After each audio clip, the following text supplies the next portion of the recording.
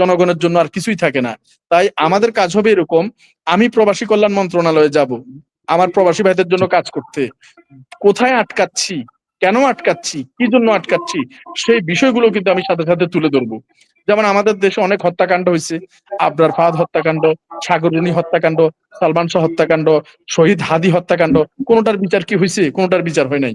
কিন্তু যে বিচার করবে সে যদি আমাদেরকে বলতো যে এই সমস্যার কারণে আমি বিচার করতে পারছি না, তাহলে কিন্তু সমাধান হয়ে যেত।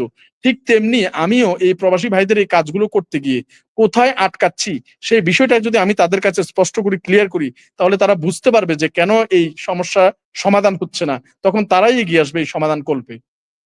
এই জন্য আল্লাহ পাক যদি সংসদ পর্যন্ত নিতে পারে, তখন যখনকার যে সমস্যা, তখনকার সেই সমস্যা সবার সামনে উপস্থাপন করে সবাইকে নিয়ে এটা আমি সমাধান করবো ইনশাল্লাহ। আর আমার একটা বাজেট, ধরেন আমি একটা ব্রিজ করব, এই ব্রিজের জন্য জি আমার 10 কোটি টাকা বাজেট হয়েছে। আমি সংসদে দাঁড়াইয়া বলতে পারবো যে আমি 10 কোটি টাকা নিয়ে আসছি, এবং এই 10 কোটি টাকার মধ্যে কোন দলে কত খাইছে, কোন চোরে কত খাইছে, কোন ডাকাতে ভাগ নিছে, কোন টেন্ডার বাজে কত খাইছে, এবং এই চুরির হিসাবটাও কিন্তু তখন উঠে চলে আসবে যে 10 কোটি জি টাকার মধ্যে এই ব্রিজে কত টাকা খরচ হয়েছে। তো এরকম যদি আমরা দলের দিকে না তাকায় যদি সারা বাংলাদেশের ব্যক্তিকে দেখে যদি আমরা ভোট দিই, তাহলে আমাদের দেশটা আসলে সোনার বা মানবিক বাংলাদেশ হবে, চুরি উঠে যাবে।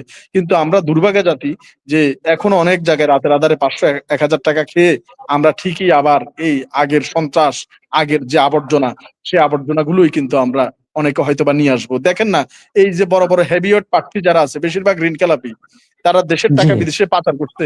কিন্তু যদি এরকম হইতো যে বিদেশে বাড়ি আছে এমন কোন লোক দাঁড়াতে পারবে না, যে যার 100 কোটি টাকা আছে সে দাঁড়াতে পারবে না, এরকম যদি একটা নিয়ম করতো, তাইলে দেখেন না কয়টা লোক এখন নির্বাচন করতে পারে।